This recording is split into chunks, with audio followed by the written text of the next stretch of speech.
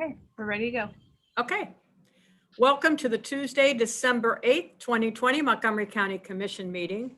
This meeting is being conducted by video conference via Zoom.us due to the COVID-19 pandemic.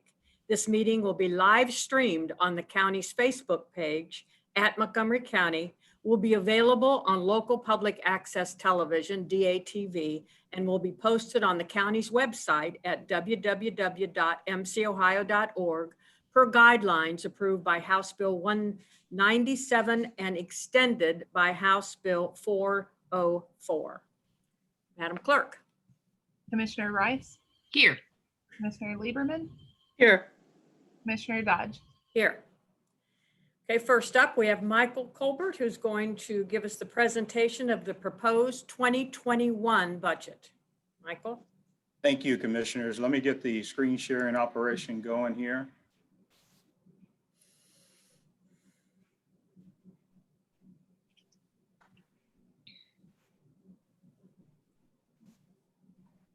Okay, can everyone see the screen? Emily? Yes. Commissioners? Yes. Yes. Okay, well, thank you, Commissioners. It's my pleasure to present the 2021 budget. This budget is going to be somewhat different than our previous budgets because we're used to a budget with more initiatives in it. But as you know, the impact of COVID-19 has had an impact not just on our budget, but on our operations. But I think the budget that we present for your approval at this meeting, Commissioners, you will find that the county is stable and we are able to continue to provide core services to our citizens.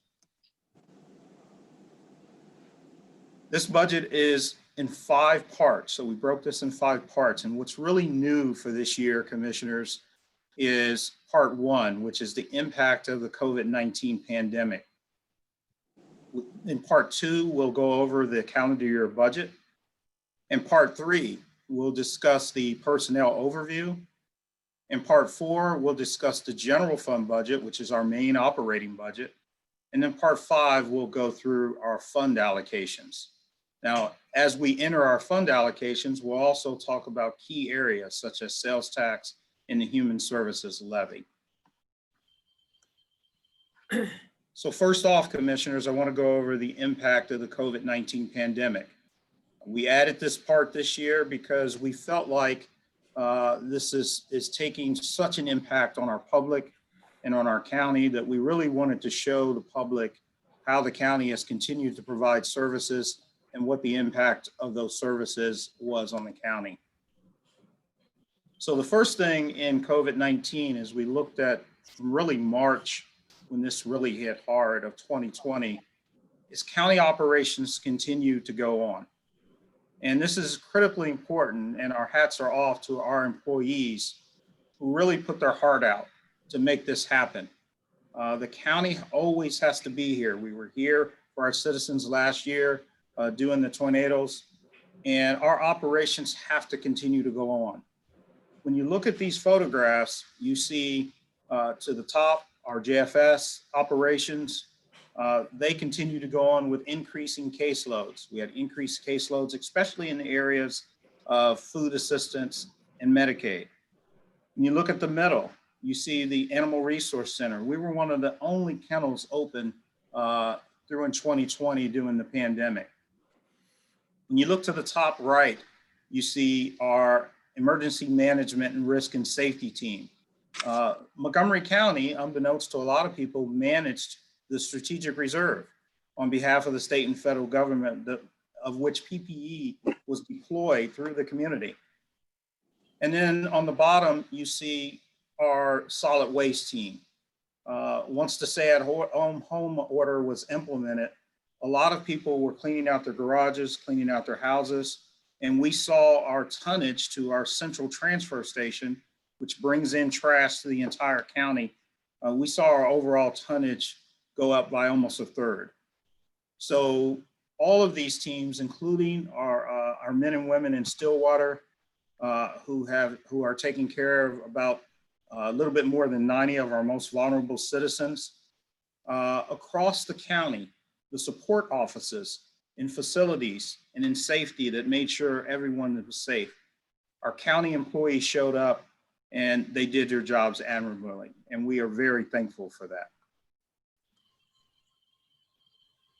Also, commissioners, thanks to your leadership and the approvals that we did through the recommendations from the administration, we took on a proactive strategy for COVID-19, especially as it related to our budget.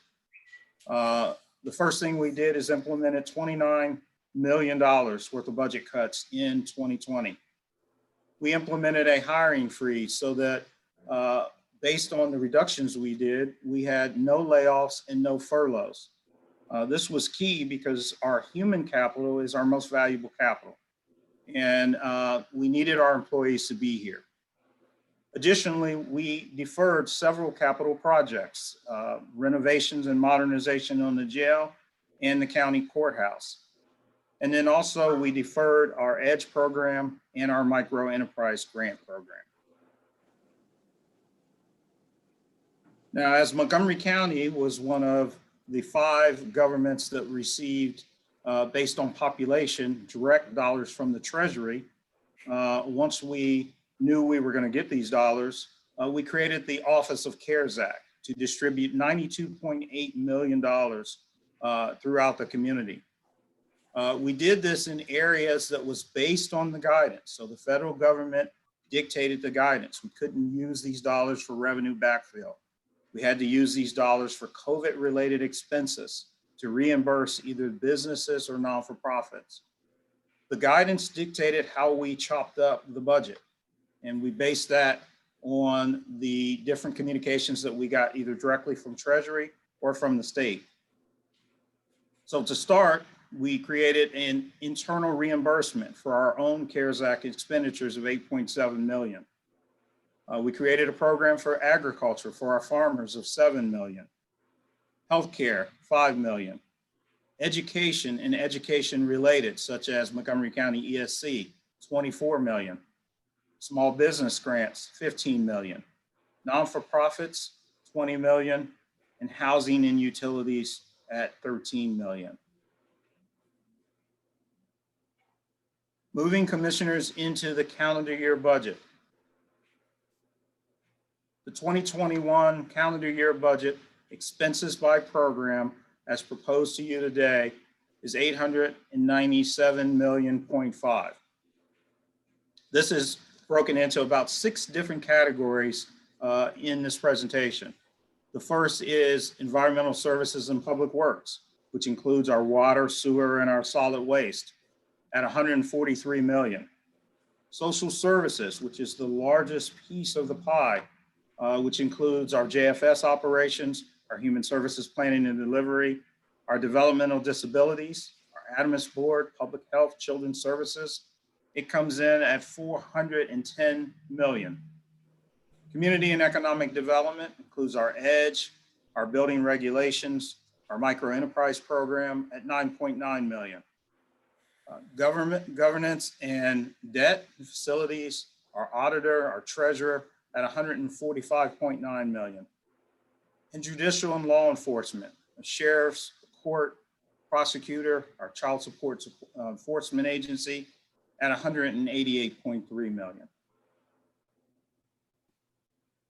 Some highlights, commissioners, from our calendar year budget expenses include general fund decreases of approximately 5.8%. We continue to invest in our water sewer infrastructure and our utility capital projects, especially with our SMART project, which is our Dryden Road sewer project at $23.3 million, and our Stillwater Lift Station project. Key strategic initiatives. These are investments that we will be making in the community at $7.3 million. Health insurance rates continue to increase by 7%. And then $2.4 million increase in Children's Services Fund because of spikes in placement. We also have overall increases in caseload, and these increases have driven costs to the tune of about $200,000 per month. 2021 calendar year budget revenue. Now, this is the revenue side. by category. Our proposed here is $888.6 million. And key revenue sources include other sources, which is our human service levy and our debt transfer at $169.7 million. Intergovernmental revenue, which includes our state and federal at $162.9 million. Miscellaneous, this includes our rental reimbursements at $20.02 million. Investment income at $7.8 million. Charges for services, which includes our water, sewer, and solid waste at $281 million, and property and sales tax at $246 million. Some key highlights from our budget year revenue include an 8.8% state revenue decrease, especially in the area of indigent defense. This is a big area on our ability to reimburse for indigent defense. A 5.6% reduction in sales tax, primarily due to reduced consumption and overall unemployment. A 39.4, almost 40% decrease in hotel motel tax, primarily due to reduction in room rentals. A 5.6% increase in water and sewer rates. This is based on year 4, 2021 will be year 4 of the overall rate structure that we approved years ago. And this is an automatic increase in that rate structure that was approved. And then a 22.4% reduction in investment income, primarily due to lower reinvestment rates on the market. To give you commissioners a quick overview of personnel, for the most part in the 2021 budget, our personnel will be pretty much flat funded. We anticipate that we will have about 33 more positions that we budget for in 2021. 28 of those positions are allocated to the sheriff, primarily to the corrections officers for the jail complex. But overall, we expect that personnel, because of the hiring freeze, will be pretty much flat funded. Now to go into the general fund budget. General fund budget expenses by program are proposed at $170.5 million. The community and economic development, or our EDGE, and our key strategic projects at $3.7 million. Social services, including our JFS, our public assistance fund, and our veteran services at $8.4 million. Our judicial and law enforcement, which takes up the bulk of the general fund, at $120 million. Our governance and debt, including our auditor and treasurer facilities at $37 million. And our environmental services and public works at $1 million. Some key highlights, commissioners, from the general fund budget expenses. A 3% decrease in budgets across all departments. We continue the hiring freeze for non-essential personnel. No layoffs, no furloughs. We continue our travel freeze for all non-essential travel. And we limit new strategic investments. Our key strategic investments that we'll continue to fund, not all inclusive, but our primary ones here: Preschool Promise, our EDGE program at 1/2 of a year, our workforce development for job and job training, and our arts and cultural. The 2021 general fund budget, this is the revenue by program. Our recommendation here is at $170.5 million.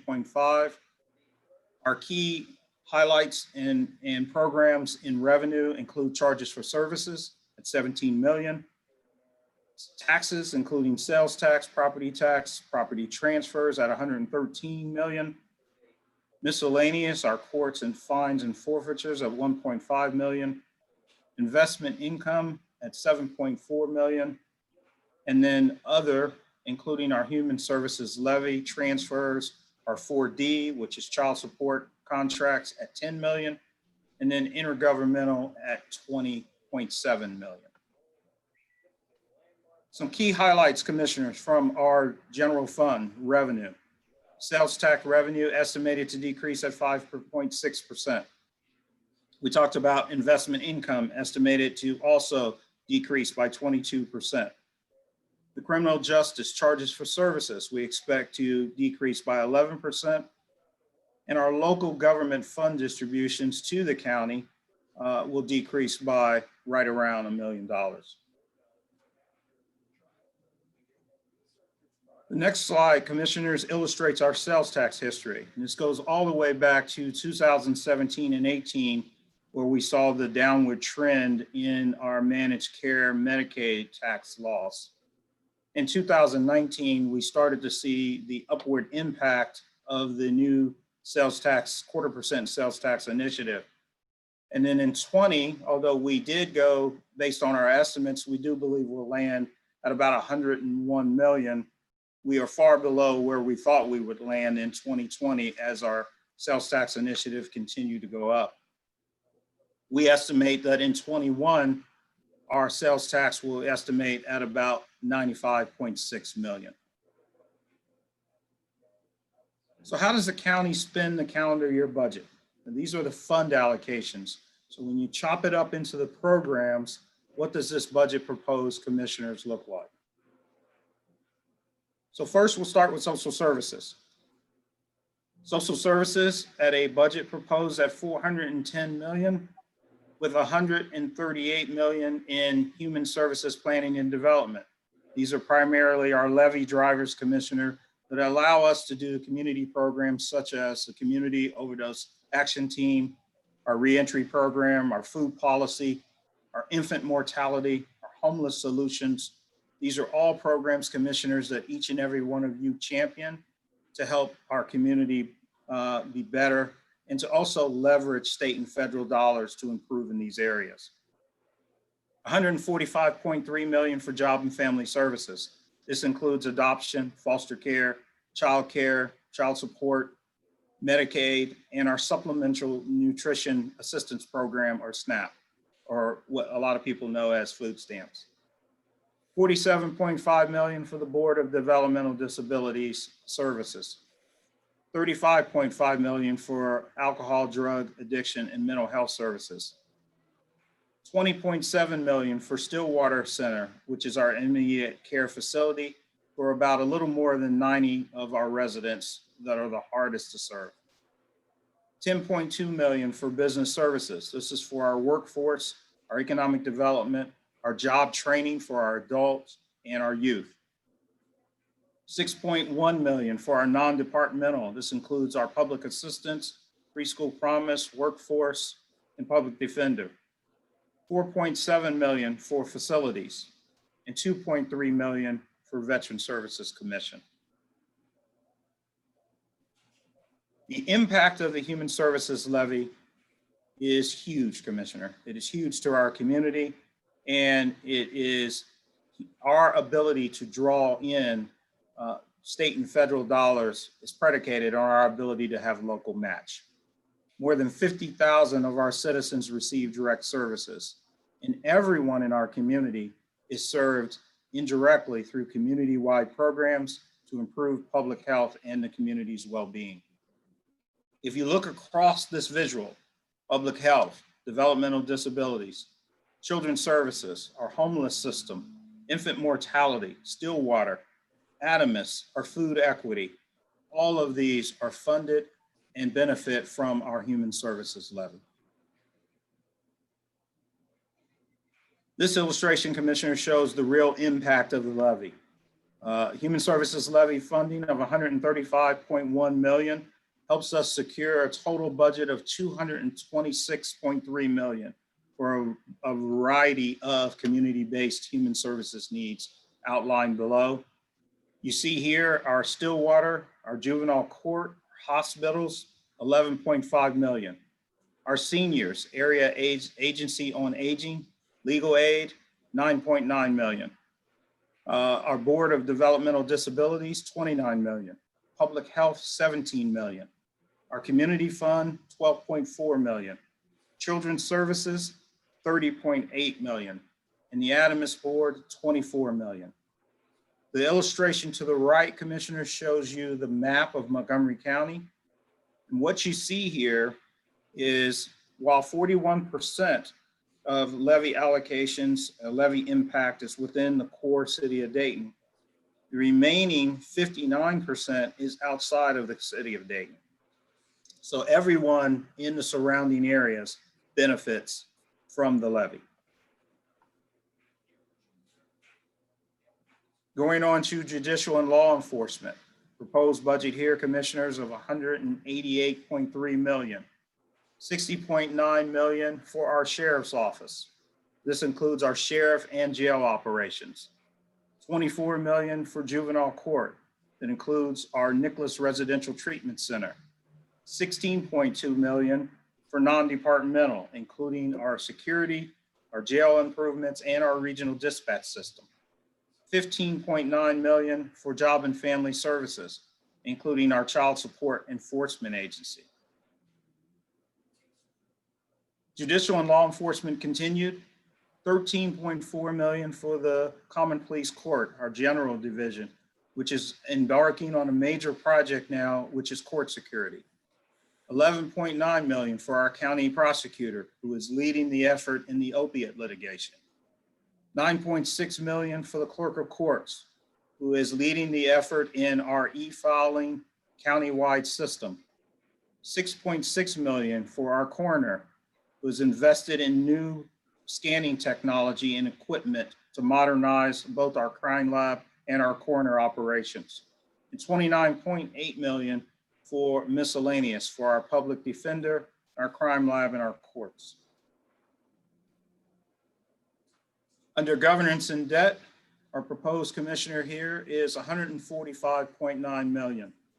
$91 million for administrative services, including human resources, facilities, and maintenance. $17.7 million for our county auditor for property assessment, weights, and measures. This figure also includes county debt. Non-departmental, including building capital improvements, is $12.7 million.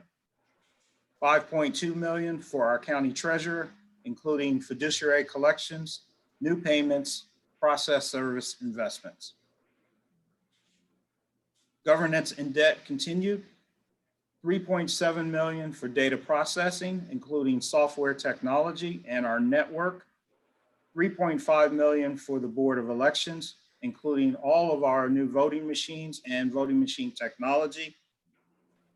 $1.7 million for our county recorder, including the e-file, mortgage fraud, and vet ID. And $10.4 million for miscellaneous, including BCCIT, records and archives, and the Office of Management and Budget. Under environment and public works, we have $143 million.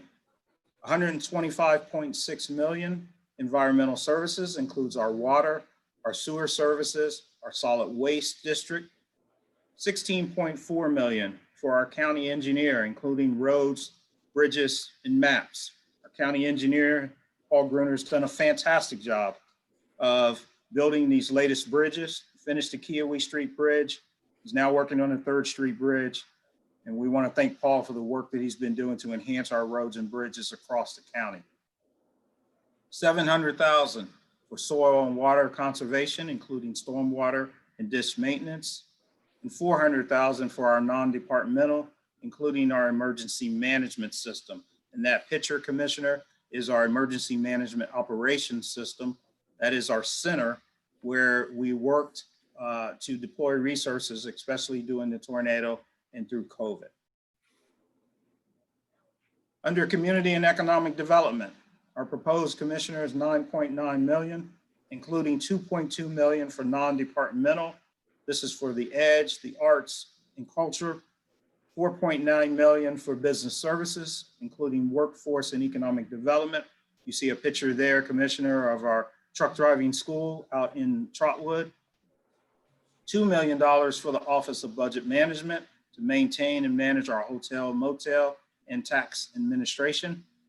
And then $900,000 for administrative services for our parks and grounds. In summary, Commissioners, today I present to you a balanced budget in the general fund.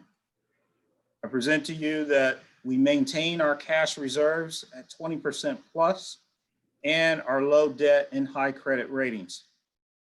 We invest in our workforce, our infrastructure, and our community. We are able to augment investments in emergency management in risk and safety. We are strategic in our budget adjustments to respond to the pandemic and the ongoing impact of COVID-19. We also value our county staff who are providing vital services to our citizens across the county. We were just notified, Commissioners, again, just last week, that again in 2020, we received the Distinguished Budget Presentation. We are one of only 2 communities, counties, and cities to receive this award for 38 consecutive years throughout the US and Canada. And then finally, Commissioners, yes, I would like to thank you. This has been a tough year on everyone. And you county commissioners, Commissioner Judy Dodge, your leadership as president, Commissioner Lieberman, and Commissioner Rice, you have supported both the county and the administration in allowing us to deploy the resources that we have needed to take on these things that have happened, especially as it relates to COVID-19. And I can't tell you how much I appreciate your support. I'd also like to thank the Office of Management and Budget. John, your team and your leadership in getting us through probably one of the worst financial crises that the county has had to go through on a spin of a top. Thank you and your team, and thank you for this budget. You've done an excellent job. I'd also, Commissioner, like to thank all of our departments. The budget is not just about the BCC or the administration. It takes all of the departments working together across the county under all of our elected officials. I'd also like to thank our elected officials and their financial team. We can't do this kind of work without the support of our elected officials. And in Montgomery County, we've got a great set of elected officials, and we are a great team. And then last but not least, Deb Decker and her team has shown a tremendous leadership in putting together the presentations and the visuals that we need to present to the public. With that, Commissioners, I would open it up with any questions, and I'll stop the share screen. No, well, I'm just going to, go ahead, Judy. Oh, okay. We're so excited to say this, but no, I just have to give a shout out to staff, John and your budget team. Wow. This has been a really difficult year with the things that we have been facing. And I think our citizens here in Montgomery County have to understand that, we care about each and every one of you. And I think you could see from the slides that so many of our workers are at work all the time because of the emergencies that they have to face every day. So I have to give a shout out to all the staff, and we're so thankful that we didn't have to have any layoffs or furloughs. And, we're going to work hard to keep this budget going for the year. So thanks, Michael, to you and your team, and another shout out to the other elected officials who sat down and realized that this was a tough one this year. So thank you. Thank you, Commissioner. That's what I was going to say. Almost, but I will say that, we have to balance our budgets, county government. Yeah. We're not like the federal government, but it truly is. I mean, if you look at what you just presented to us, it's amazing that we're still able to do what we're doing. I see counties throughout the state of Ohio, across the country, that are truly suffering. And I'm not going to say this budget isn't painless, but when I look back to what we did after the Great Recession, it was more painful. So I just want to say thank you. You guys worked a miracle here, and it's going to be a tough year next year. We know that, and hopefully to God that there won't be expenses that we're not counting on. But thanks. That's basically it. Thank you. Thank you, Commissioner. And I would just add to that, I won't repeat everything, but I could say the exact same thing that both Commissioner Dodge and Lieberman have said. But I can tell you in all my years serving within county government, and certainly as commissioner, you know, our county and our county employees truly collaborate, and truly, if I've always known it, but we have real grit, you know. And I don't use that word lightly, but like whatever the challenge comes our way, through collaboration, determination, and really through creativity, flexibility, adaptability, all these things that are like hard to define, but you certainly benefit when you see them. And I think our budget is just one more example of how we come together to fulfill the mission that we're all here about, is to serve the residents of Montgomery County and to move this county forward.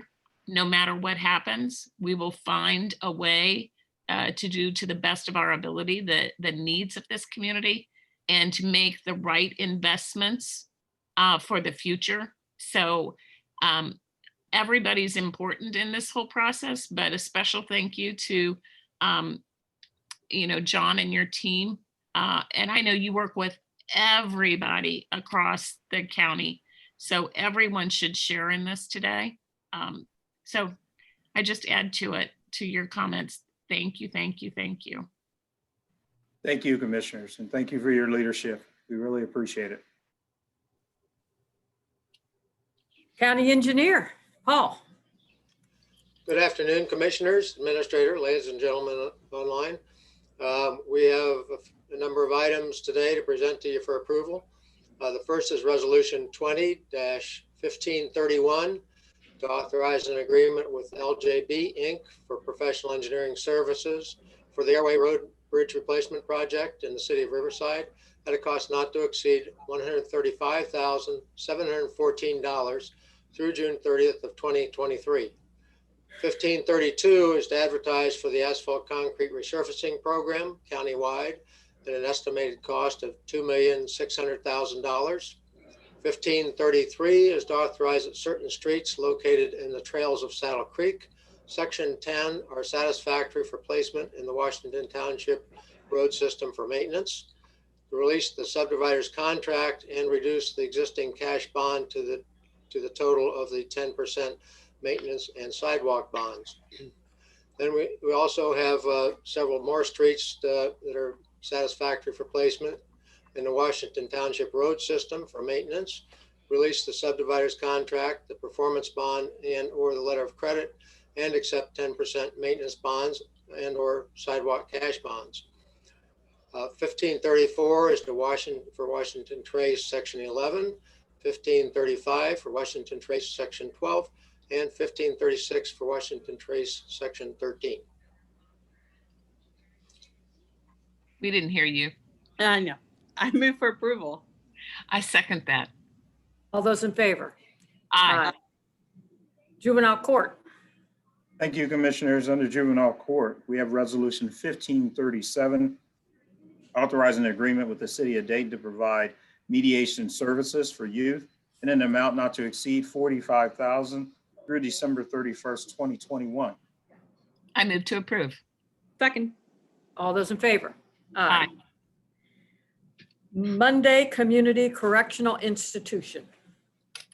Under Monday Community Correctional Institution, we have resolution 1538, accept a grant from the Ohio Office of Criminal Justice Services for funds made available under the 2020 Coronavirus Emergency Supplemental Funding Program in an amount of $141,899.49. I move for approval. I second. All those in favor? Aye. Aye. Can I just say about that? That's a nice grant. You know, each of these areas that you keep seeing, each of the Ohio departments that are giving out grants, it's great, and they got a lot more money to get rid of. So I'm happy to see that we're getting some of it. That's actually a Yeah. good point, Commissioner. It is Yeah. good to see them starting to filter Yeah. through the It's- departments. Get it out. December 30th, it's around the corner. Yeah. Yeah. Well, Sure and is. just the whole idea of locally, when we're good at leveraging this money, it allows us, our dollars to stretch that much further. Mhm. Right. That's great. Absolutely. Okay, Veteran Services Commission. Under the Veteran Services Commission, we have Resolution 1539, authorize the purchase through a GSA Schedule 84 contract from 4 Imprint Inc. for winter jackets and accessories in an amount not to exceed $56,813.44. I move to approve. I'll second it. It's just, that's really interesting. I don't think I've ever seen them do that before. The winter Yeah, jacket. Yeah. accessories. We've got a new director there, and Yeah. she's doing a fantastic job out there of getting services out to the vets. So she's doing more of this type of community outreach, get jackets out, get services out to our vets. They maintain services commissioners through the COVID, even though it was a Yeah. distance service. Yeah. So we kind of got a new energy out at the vet services, and we're really glad. They That's- coordinate well with our team. So good collaboration. That's good. Good. Okay. Seconded it.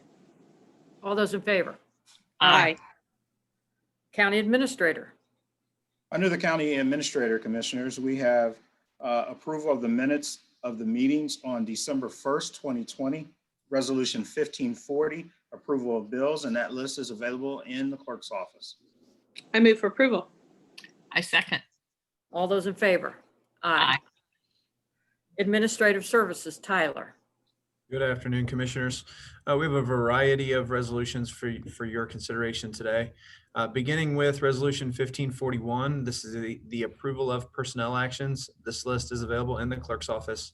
Next is 1542. This authorizes a payment by warrant to CG Egley Incorporated in the amount of $4,866. 1543 authorizes the transfer of real property to Harrison Township and grant a quit claim deed for 0.948 acres of land, more or less, located in the home site subdivision and record the same. 1544 extends the price agreement with RD Holder Oil for on-site fueling service for the Environmental Services Department through December 31st of 2021. The next two resolutions authorize purchases. The first is 1545 with Weibel Energy Systems for HVAC improvement hardware and installation services for the Monday Community Correctional Institution in an amount not to exceed $57,673.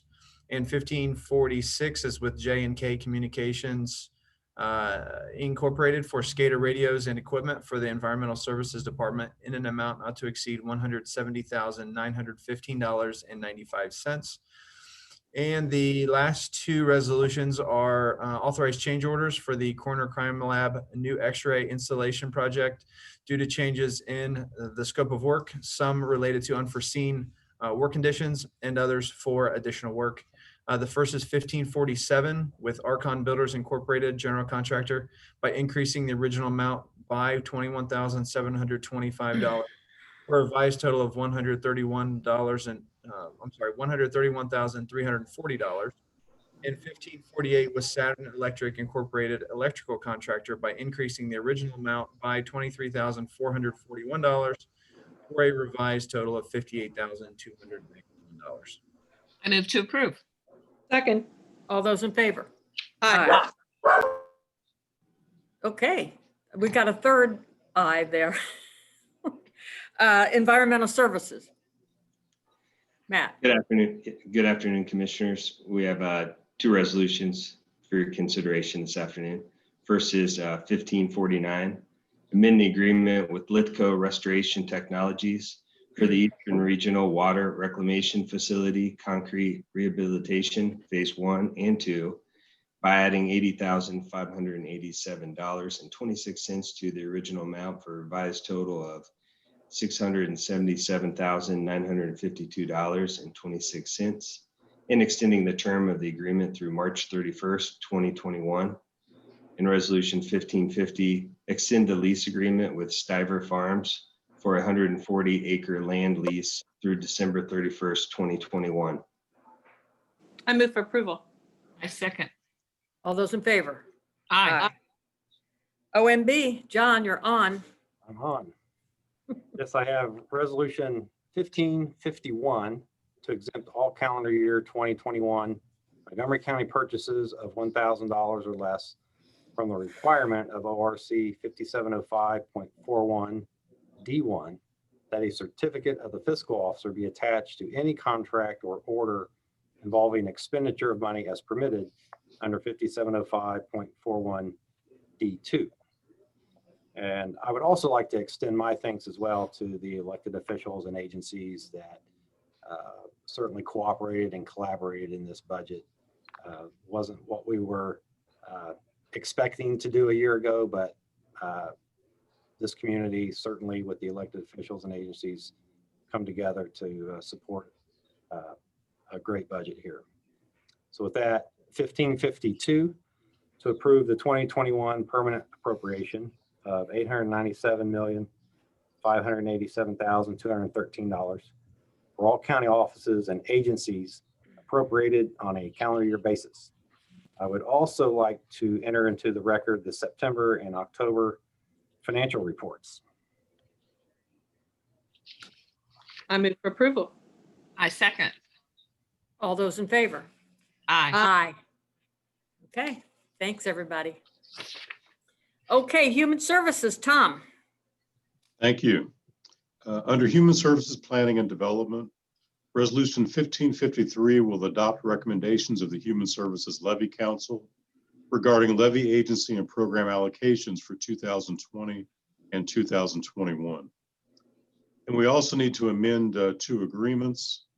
1554 is with Grace United Methodist Church to support COVID-19 relief activities and expenses by increasing the amount by $42,947.32 through December 30th of 2020 for a revised total not to exceed $77,947.32 through June 30th of 2021.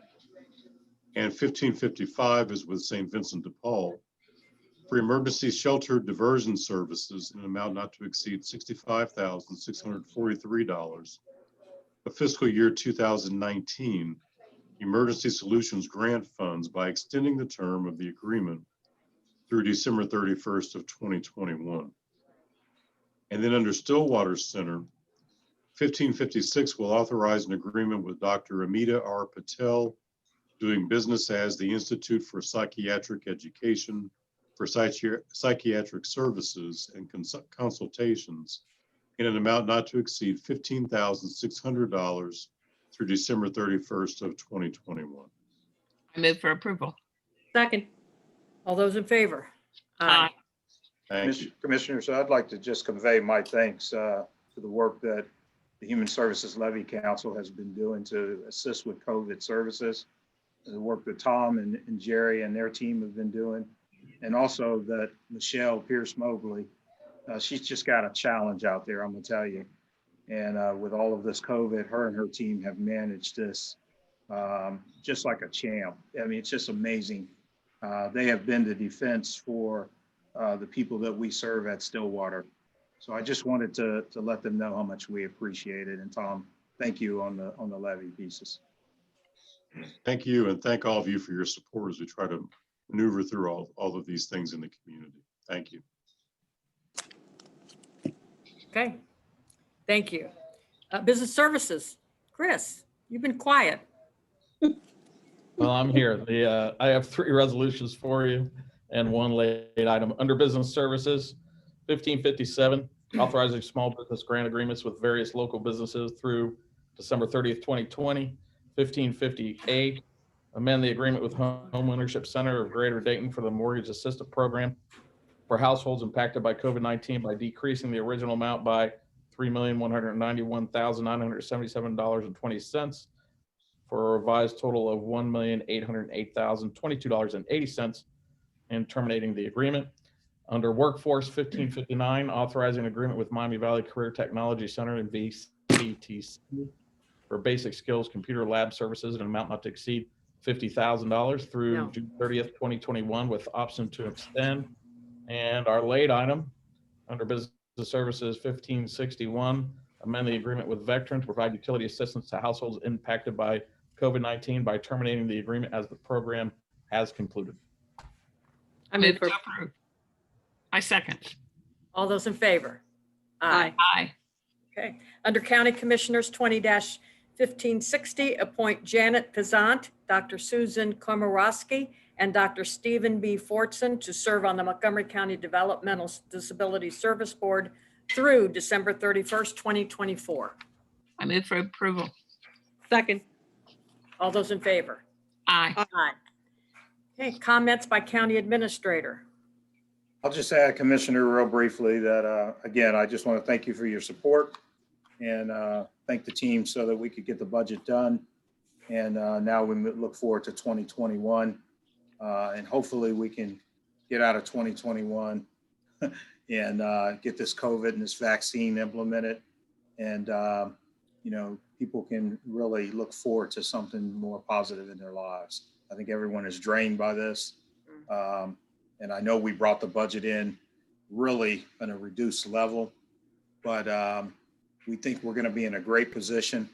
And also, if this vaccine takes hold, John and I feel like if we can get through the first 2 quarters of the year, we can come out of this and we'll be in a great place to do some great community projects. So thank you again for your support, commissioners and elected officials. Paul, thank you, and Award, and we'll go from there. So thank you. Commissioners? Well, I'll jump in there because I'm very excited, and I mean that with all my heart, that there's an event happening on Wednesday. It's hosted by a woman known for her generosity back to her community. And honestly, if any of you had seen TV on Sunday night, it's Dolly Parton, and she talked about this program. But on Wednesday night, there's a production. It's called The Library That Dolly Built, and it will air tomorrow on Facebook Live at 7 p.m. Eastern Time.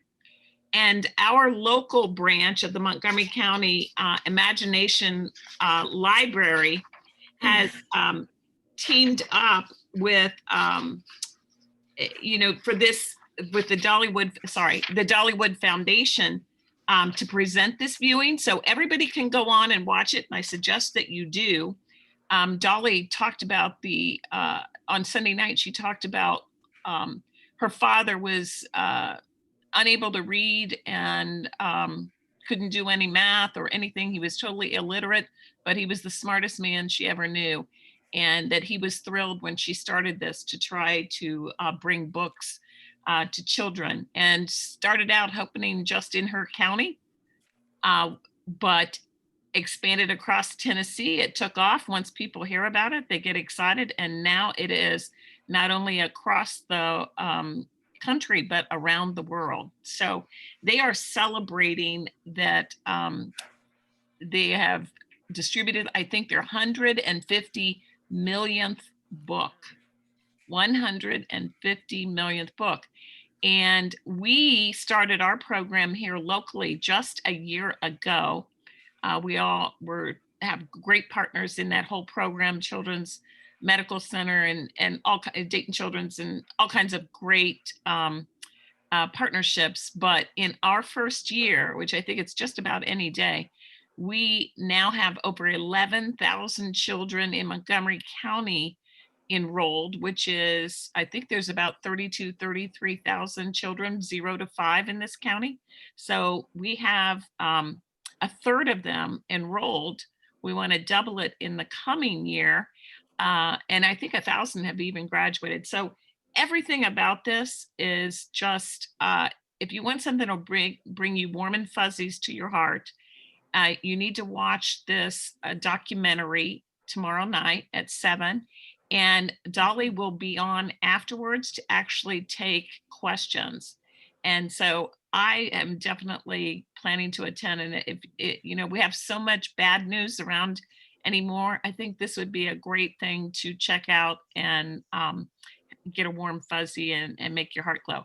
Besides, anybody who's watching this, who knows a child 0 to 5, we need your help in getting them enrolled. So, you all have a job to do. I'm also going to add on Sunday night, CNN, This Is Life with Lisa Ling, had a episode. It was an hour-long episode on the heroin and opioid addiction, and they really focused, not totally, but mostly on Ohio.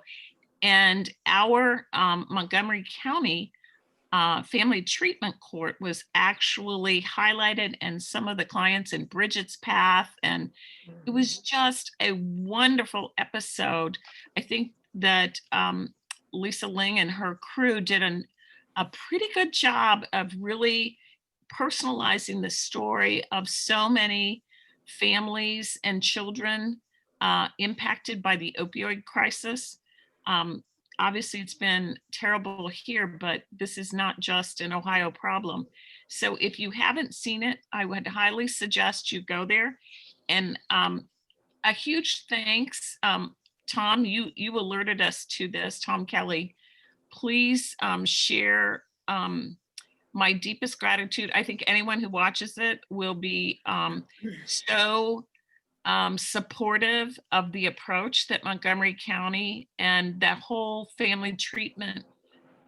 It's about not just a punitive approach, it's more of a compassionate accountability approach, because it is far better for both the parent and the child if they can all get healthy and get reunited. So I was totally inspired by it, had tears running down my cheeks watching it. I suggest everyone, you read about this in the paper and Time Magazine, we made it, but if you watch this, it'll personalize for it. And, I've been to Bridget's Path. I've never been to the family treatment court, but I've been to our drug courts before. So I just commend everyone involved, and most especially those who are addicted and make the very difficult journey to clean up their lives, get back on track, and be the parent to their children that they want to be. So I just share that. I think you could probably look and find it if you want to see it. I was inspired. Yes, you can, because I watched it later. And Carolyn, I'm with you. I mean, it was a heartbreaking story, but yet a hopeful story as well. And the work that's being done, and the wonderful collaboration, between children's hospitals and Bridget's Path, and the work that our children's services are doing in juvenile court is just really, it's a wonderful opportunity. And as the story said, it's a great model for the rest of the country. And we helped advocate for quite a while that Medicaid be able to pay for children the babies that would then go to Bridget's Path. And we have to thank Senator Brown for really pushing that. And then the other topic, the Dolly Parton Imagination Life. Yeah, the governor, as soon as he was elected, that's something that he jumped on. And Mrs. DeWine has, worked so hard for that since they took office. And it was a year ago next week, Carolyn, that she announced that we were the first metro county to actually jump on board. And in less than a year, last month they announced every county in Ohio is now part of the program. And so that quickly, everyone got a part of the program. But one of the things Dolly had said when she started connecting with the Mrs. DeWine and her team was that if Ohio got 100%, she'd come to Ohio and visit us. So I know. So I kind of mentioned that last weekend on a call I was on, and they're like, we're working on it. Because we don't want her to come right now. Obviously, we want her to come when, we can really have a celebration. So it's been great. I'm glad that we were able to be a small part of it. The other thing I wanted to talk about was last week we highlighted 3 dogs that were up for adoption. And, our Animal Resource Center is just incredible. And Michael pointed it out in his presentation, the work that they do. But thanks to CARES Act funding, here's another thing that CARES Act funding went to. We were able to purchase there it is, a mobile clinic. And that is just, it's really, if you think about it, really amazing that we're going to be able to offer this to people in our county. So the mobile unit will be staffed with a team consisting of management and clinic staff, and they are ready to map out the logistics, because obviously that's really complicated, and procedures that will take place so that, look at the beauty, oh, it's beautiful, so that they can provide low-cost vaccines to pet owners. And besides the vaccines, the clinic will eventually expand to include wellness exams and spay and neuter surgeries. So I just want to thank our whole team at Animal Care Center, or Animal Care and Control, but want to point out that Officer Chris Bird for stepping up, and there he is, and volunteering to drive. I think that's great. What a fun thing to drive around, huh? So, if you think about the last year, we rolled out a mobile workforce unit, and now we've got the mobile resource center. We played a part in the mobile food grocery store, and so we're becoming mobile. But this one it really brings a smile to my face, because people, a lot of dogs and cats in this community, and people that have been hit hard, and being able to go to this unit is, I think, really meaningful and a great gift to our community and to our dogs. So I'm happy that we're able to do this. Thank you. Well, Debbie, you mentioned that all these different mobile pieces. The three of you, when we did the strategic plan, you remember Judy, Carolyn, and Debbie, the thing you said is, we want to take the services to the community. So when you think of mobile workforce, when you think of the mobile ARC, and when you think of the mobile grocery, we're taking the services to the community. Yeah, and we didn't even know about COVID then. So, No. Yeah. now it makes more sense. So, yeah, it's great. Thank you, everybody. Okay, good. Okay, just a couple final notes, and that is, we've got several organizations that play a huge role in caring for those in our community. And our friends at For Love of Children, or FLOC, as it's called, has dropped off gifts for 350 kids who are either in foster care or in disadvantaged families who are working with Children's Services. Beth Mann has been a real cheerleader for this, and her FLOC team, they put so much energy into bringing smiles to these area kids, especially at this time of the year. It has never been more important to bring that cheer with so many families facing huge challenges this year. FLOC was created in the early 80s, and I remember this well, when 5 Children's Services caseworkers realized that kids on their caseloads would not have a Christmas without their help. And back there on Main Street there, where Children's Services was in the old days, with those buildings, those small buildings, and they turned one of those smaller buildings into this FLOC, where people could come and donate nice toys for these kids. And under Beth's leadership, FLOC has grown to help thousands of kids in our community. In the spring, they help kids get formal clothes for prom, and they are just engaged in so many activities to help Montgomery County children. And we really, really appreciate Beth and all those volunteers' efforts, because that's so important, especially this year. Yeah.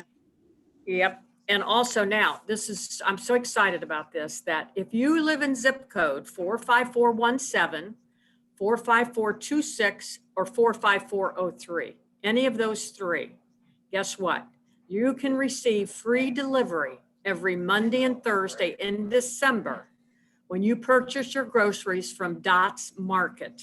You can either call to place orders, and you're going to get that same day delivery. But you have to call by 11 o'clock in the morning. Now, here's the phone number you can call. It's 937-253-8255. 0263.